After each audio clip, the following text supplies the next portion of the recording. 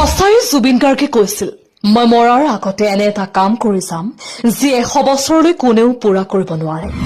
আৰু সেই কথা আজি প্ৰমাণ হ'ল আজিৰ এই ভিডিঅটো এটা শ্বেয়াৰ কৰা আপোনালোকৰ কৰ্তব্য হিয়াৰ আমঠু জুবিন গাৰ্গক লৈ এবাৰ হায়াৰ সেকেন্ডাৰী পৰীক্ষাৰ প্ৰশ্ন কাকতত এটা আচৰিত প্ৰশ্ন যি প্ৰশ্ন দেখি পৰীক্ষা হলত ছাত্ৰ-ছাত্ৰী আচৰিত হৈ পৰিল কোনোবাই যদি পৰীক্ষা হলত কান্দিছে আকৌ কোনোবাই পৰীক্ষা হলৰ পৰা ওলাই কান্দিছে এই প্ৰশ্নটো দেখি শিক্ষকসকলৰ মাজতো চৰ্চা কৰা দেখা গৈছে বৰ্তমান চলি আছে মাধ্যমিক আৰু উচ্চতৰ মাধ্যমিকৰ 2026 বৰ্ষৰ পৰীক্ষা উচ্চতৰ মাধ্যমিকৰ অসমীয়া বিষয় জুবিন গাৰ্গৰ বিষয় ৰচনা লিখিবলৈ আহিছিল জুবিন গাৰ্গ অকল এজন কণ্ঠশিল্পী নাছিল তেওঁ আছিল অসমৰ সম্পদ নাজানো অসমীয়া আকৌ এবাৰ লাভ কৰিব পাৰিব নেকি এনেধৰণৰ কণ্ঠশিল্পী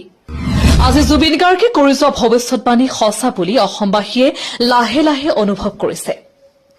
জুবিন গাৰ্গে কৈছিল মই এনে এটা কাম কৰি যাম যি অহা 100 বছৰলৈকে কোনেও কৰিব নোৱাৰে আজিৰ এই ভিডিঅটো বেছিকৈ শ্বেয়াৰ কৰি দিয়ক যাতে সকলো জুবিন অনুৰাগীয়ে দেখিব পাৰে আৰু আমাৰ MF মিক্স আছাম নিউজ চেনেলটো ফলো কৰি ৰাখক যাতে সদায় নতুন খবৰ প্ৰথমতে লাভ কৰিব পাৰে